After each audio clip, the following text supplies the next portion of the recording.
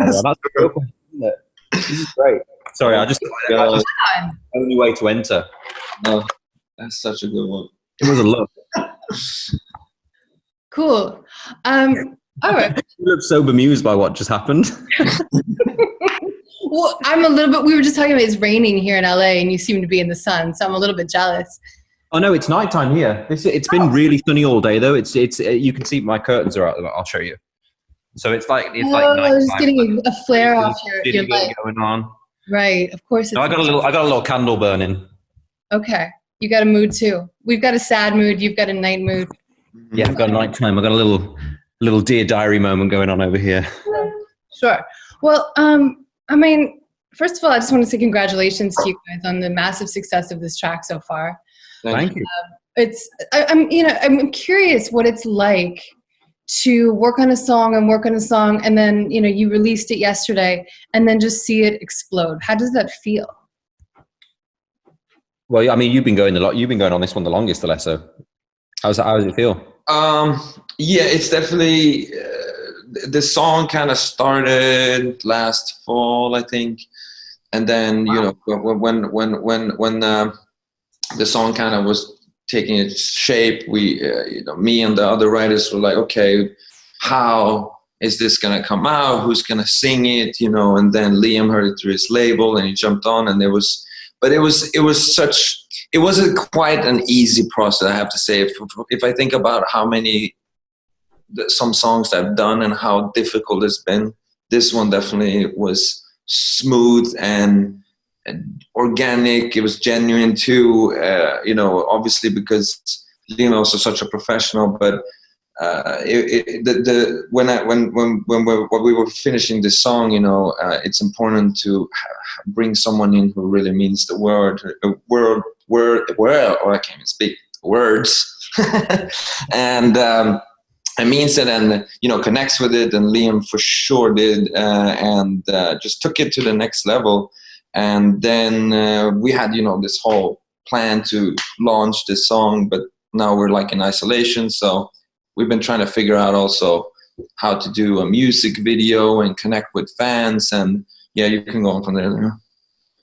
Yeah, I mean, we're doing this amazing thing at the moment. We're doing an official fan remix, which is a new form of crowdsourcing that we've gone through to try and find someone to make a remix of the song who likes the song really. And the response has been amazing so far, hearing how creative people are. And I think that was the most important thing for us, was one, we wanted to make sure we got the video and the content out there because people are stuck at home and it's a bit of a hard time for everyone. So, it's the one good thing that we can both do, is bring a little bit of music and a little bit of light to people as well. But then two, for people to be at home and get creative and do, useful things with their time and to kind of escape in that way as well, I think was the thought behind it. And it's been amazing. The response has been great. I'm not sure how we're going to pick a winner for it, but it's been awesome. How many submissions have you guys gotten? Wait, I can't hear you now. Oh. Am I here? Hello? Join audio. Bottom left. 1 second. I just lost the sound. Can you hear me? Can you hear me? Yes. I can hear you. Can you hear me? Now you're back now. Okay. So yeah, in terms of the fan remix, I mean, was that just sort of an effort to not only raise more awareness around the song, but like you said, just to get people involved when they have nothing else to do? Like, was it like how sort of pandemic specific was this component of the track? It definitely came about given the situation that we were in. And yeah, I mean, for both of us, I think musically we're finding a lot more time to create and I've been doing a lot of painting and drawing aside. And I think that being creative is the best way to use this time, really. Learning new skills. Alesso's been learning how to cook. And this was just our little bit of a thing that we could do for everybody that they could join in with. And I'm excited to hear, a different version of a great song. So we'll see what happens, but yeah. How many submissions have you gotten for the contest so far? So many. That's going to be like the whole... One big part of it is just me and Liam going to have to go through all these submissions, but it's great.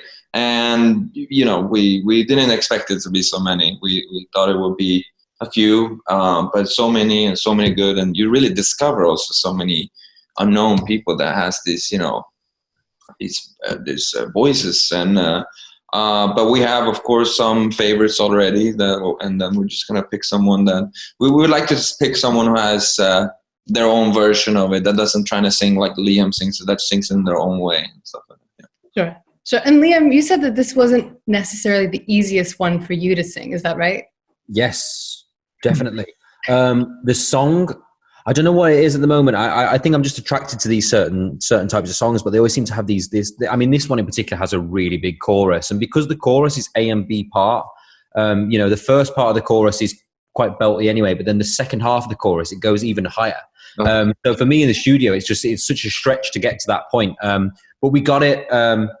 It's great to sing live. I actually sang it for the first time today here for something else, acoustically with just the guitar. And I think, that's the true sign of a good song, when, you can perform it with just a guitar, and it can be sung around a campfire or be sung anywhere. I think that is what makes a great song. So, hats off to you guys for the melodies on that one. But yeah, it's a tough sing. So seeing people out there who can perform it and sing it, like, power you for sure. Sure. I suppose that those are the people that are really bringing it to the contest, because it's not the easiest thing to do. So if people off, they're very talented vocalists. Yeah, they're doing a good job, because even I was like, at the start, I was like, how the hell am I going to get through this? But it's a funny thing with singing over time, that the more you sing a record, the easier the record gets to sing. It's like almost like a weird type of muscle memory that you gain over time. So by the time we actually get to perform it live, which we will at some point, I'm sure, then it should be good to go. Cool. Okay. And you did get some time in the studio for this. Like, tell me about the moments where you guys were actually together making this song. So I came over to Sweden. I left my house at 5 o'clock in the morning to get there. So it was like some sort of weird dream of a day. Huh? I've been on that flight. Oh my God, the red eye in the morning. It was, I was on we had a good sleep on the flight. Then I got there, and then we just got straight into it. And it was just funny, seeing how many different things we found similar in humor with each other, and things that we watched and all sorts of stuff. So it was a real lads' day together, enjoying time and making music. And you don't often get that point with people. It's usually when you make the music video, and a lot of the collaborations I've done, at least, where you go in the studio with someone. But yeah, we went and did it the traditional route, and actually went in together. And that moment, the song kind of came to life a lot more for both of us. And we thought, yeah, this is going to be really great. Got it. Alesso, did that feel true for you? Like, when he arrived, it kind of became something else? Yeah. And it's also that I think it's such an incredible feeling to see when a song comes to life the way you want it to be, It's like this kind of crazy electricity in the air. It's just like, wow, he's singing it, and he sings it so well, and it turns out the way you want it to be. It's one of those moments that's why you make music. You get goosebumps and like stuff. And it was the first time I met Liam. Obviously, I knew who he was before and his music and everything. But so it's always like you're always kind of a little bit like, oh, I wonder how this is gonna go down. Maybe. You never know, but it was just like awesome fun. We had laughs, and he crushed it. Really? Don't you find with that feeling in the studio sometimes that it can lie to you? Have you ever had that? It can lie? Yeah, because it's sometimes when you make a song in the studio, there's this thing called studio hype of when you're in the room creating. You both think the song's great, and then you send it to someone outside, and they go, "What the hell were you thinking?" It's so strange. Not many people know that who haven't been in the studio, but yeah, there's sometimes it can lie. I don't know who it was, but someone said to me, I think it was like Pharrell or someone, I don't know. Someone said there's two things that's gonna happen when you go into the studio with a person. Either magic's gonna happen, or you're just gonna be best friends. That's it. We're good friends, like that. Because there's a lot of songs. Yeah, like you make music and then nothing really happens. You think that song is gonna be something, but it doesn't. That's why it's so happy. This song has been on my computer for I think 8 months now. So it was nice to see it. It's out now. It's such a when I played it yesterday on Spotify, and it was just such a crazy, awesome feeling when you hear it through a streaming service than your Dropbox folder or whatever you use. Yeah. Yeah. Does your I'm always curious, because you guys these projects are, I imagine, kind of your babies, and they're secret and they're yours for a long time. And then you kind of, someone flips a switch and they belong to the world. Like, what is that process like where it's yours in one moment and then it belongs to everyone else in the next? I mean, it's a lot of fun making it and feeling all of those moments out and finding out what you're going to put out. But I think it's definitely one of the most scary scenarios you can have as well, because you don't know how people are going to react to these things, and with the way that streaming and everything is now, we were talking about this yesterday, there's a little bit of a relief with it, because if you have a bad song, it's not like it matters, because people in the world only care about what is a hit right now. So no one's ever paying attention to the bad songs that come out. They just get forgotten about. And it's kind of, there is a little bit of a moment where you kind of go, okay, that one didn't work, and then the next one might work, and then the next one after that might not work again. And it's kind of this weird peaks and troughs moment of making music right now with the way streaming is. So yeah, I think that's made it a lot easier for creating, but it's interesting for sure. Yeah, it's crazy. I remember, this has been a long time, but you would see like a big pop artist, and then they had some success, and then release one bad song, and then it's like, it's over, it's done. Like, and I don't think that's fair, to be honest, because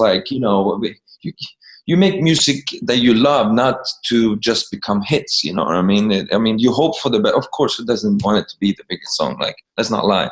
But you definitely, a lot of songs are just the one you vibe with, like what you're into the moment and what you want to do. It's music is supposed to be something super happy and not stressful. Sure. And so today, today's kind of the day. Like, are you guys both watching streaming numbers? Are you watching Twitter? Are you watching these numbers, or do you sort of remove yourself from that and just enjoy the moment? I definitely think everybody watches a little bit of the reaction. You'd be lying if you said you didn't, because you always want to know. And the reaction so far has been absolutely brilliant for this. It's been great. It's been a joy to watch so far. I mean, the only thing at the moment, I think, in terms of numbers and things, you can't really watch the numbers because there's nothing to correlate them with, because the world's never done any of this before. We're in really untrodden ground at the moment, where everybody's at home, but you don't really know what everybody's into and what everybody's doing. Some people listen to music on their way to work, so some people might be not listening to music anymore because they're not going anywhere. So it's very difficult to tell how the record's doing right now. From what I'm seeing, the record's going great, but yeah, it's still a little bit too early. It's still too early, I think, in my opinion. But yeah, it's definitely. And different songs do different things too. Yeah. Some of them go really fast, where it's like instant. Some of them go really slowly and build over time. So it's interesting. Maybe we'll see a TikTok dance. Who knows? Say that again? Maybe we'll see a TikTok dance. You never know. I'm about to do one tonight. Oh my God, that is the dance. That's it. Okay. You guys have talked quite a bit about making the music video in quarantine and just sort of how you enjoyed the simplicity of it. Like, how does a process like that compare to a process where it's a big production? Like, and why did it feel maybe better to do it this way? Because there was only this many people involved each, which is quite fun. We both had our camera guys that were kind of close by with us, and we just got on and shot it because we just had to get something done to get the song out. And it was kind of literally that point. And we were so lucky to have such great people to work with that just did the same as us, got ready, got things together, thought of ideas, and then we slowly just shot scene by scene, and it came out really great in the end. So, it's a wonder that we ever have so many meetings about music videos in the first place. Because music videos can be like the longest day of your life. Like, you can be on set in a music video for I remember my first music video with What Makes You Beautiful. It was a 14-hour day and a 16-hour day back to back. And it was fun because we were on a beach and whatever else and enjoying this vibe and whatever. But at certain points, you're just like, oh my God, I've heard this song 3 million times today. So it was quite fun. I literally shot 5 takes of everything, and then we just made a video, and that was it. And that was nice. It was a relief. It was fun. Yeah. Cool. I'm curious too, typically, you would tour now, or you would give this song, you would create how do I say it? You would sort of build it through touring and through live shows. Mm-hmm. Is there a plan or strategy right now because you can't do that?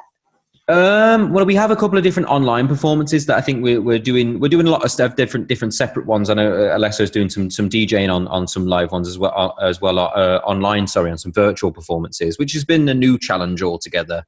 Trying to make things look very interesting in your house is a whole different ball game. So we're all trying to figure out new ideas and new ways to sing a song in your house, basically. But it's been fun, and it's a different reaction. You still feel the same nerves, I would say. I did one to like 500 people the other day, and it was a really interesting one through my agency WME, where different people were coming on. Hosier came on, LL Cool J came on and did a rap. Like, it was a real mixed bag of artists, but it was so great. Billy Ray Cyrus came on and did Old Town Road. So it was a lot of fun, and people like Clive Davis were watching. So it was so interesting to see all these different people popping up, from different walks of life. But it's definitely, it's like Coachella on computers. Mm-hmm. It's so weird, but I love it. It's fun, but I can't wait for us to get out. And like I say, I think there's extra energy in the air right now for us to get outside and for us to perform these songs. So it can only go up from here, really. Mm-hmm. Yeah, that's the consensus. Is like, when we're all released, we're gonna have the best party, and we're gonna have like street parties, like ooh, like everyone's just gonna be. Imagine how crazy it's gonna be. Like when we all go back out, we were just gonna like emerge from these little tunnels and be like, oh my god, it's safe. Pale and excited to dance. You guys are obviously both incredibly busy in your, sort of quote unquote normal lives. What has it been like to have this period of, not necessarily rest, but sort of forced off the road, forced at home? Like, has it been helpful or, I don't know, beneficial in any way? It's been, quite all right, because, when I was touring so much, I was kind of wishing every now and then that I had more time at home where I could, use that time to be more creative in other things, like playing instruments or just anything. Like, I'm really doing that right now. All these things that I've been wanting to do, even simple stuff like making my own food, I didn't even have time to do that, so now I've been cooking a lot, and I have a dog, so I spend a lot of time, more time with him too. And so all these things, I'm really using this time to do all these things. And, but yeah, I laugh sometimes because I was like, I remember that time when I really wanted some more free time just at home. And now I'm kind of like, I kind of want to get back out there again. It's getting a little bit, repetitive, but it's not all bad. I think it's that you definitely, I've definitely had been sitting here and been appreciative of the things that you might sometime complain a little bit about, especially like the traveling part. I've never been a fan of being on airplanes and stuff like that, but now I'm kind of like, I wouldn't mind to go, somewhere now and do a show, the shows have all been fun, but those kind of things. Of course. What's been the best thing that you've streamed on Netflix during your time at home? Tiger King, for sure. I'm only on episode 2, so don't ruin it. It gets nuts. It's hard to concentrate on stuff sometimes. I'm finding it difficult. I've seen so many films, I sit down sometimes and I'm just like, what the heck am I going to watch with my life now? How am I going to fill this next 40-minute void when I've seen everything? Yeah, everything. I mean, I've been filling my time with painting and sketching, which is something I've often visited at different points in my life, and this seemed like the perfect time for it, really. So, just been doing loads of different things, and it's amazing once you put your mind to something what you can do and you can learn. Like, say, these YouTube tutorials and other stuff. So, I think that for me, if I was to say to anyone how are you getting through the quarantine bit, I think it's just small victories. I think we all have been that person who has said, oh, I wish I had more time to do this, or I wish I had more time to do that. And I think it's important that you fill that bit of your life now so that you don't feel guilty about it when you're like, oh, I didn't really do very much today. But just small victories. Don't try and run, too far with things. And I think that's what's helping me, at least anyway, through the most of this. That's good advice. And you're also doing some charity work during this time, right? Yes. I wanted to inspire a few people to kind of kickstart something over here, at least in the UK and anywhere else. And I got involved with this beautiful company called the Trussell Trust. And they basically help food banks up and down the UK to distribute meals to people who are less fortunate than others. And I don't know if you saw anything from the food situation over here in the UK, but I mean, sometimes you can't even get on the queue for online shopping and different things. So there's a big problem for it right now. So I kind of wanted to give that a little bit of an energy boost and point people's direction towards it, whilst, you know, some of us were struggling to get food. So I just wanted to make sure that no one really should have to go out without it. You know, it's a terrible thing. And it's been great. Yeah, we'll see what happens in the future. I'm definitely going to go and help out with them at some point and go in and have a look at how they work and other things and see, you know, what goes down, I guess. But yeah, I think, you know, we can all help in different little ways, and everyone's doing so great online to spread good cheer and different things. But yeah, get involved with your local causes for sure, and make sure that you give a little bit as well, if you can. Fantastic. I think we got it. Is there anything else that you guys want to add? I don't think so. I think we covered pretty much everything. What's one question that you've always wanted to ask me, Alesso? Who's your favorite DJ, Zed or me? But don't tell Zed. What's your favorite question? Question. I mean, what will be the funniest question? Like I said, I would love to sit down with that Tiger King guy and ask him just like, what's going through in your head right now? Like during this isolation, that would be so entertaining. I think I would like just sit and ask him so many questions. You'd have to ask him like, would you rather name your child Carol or something else?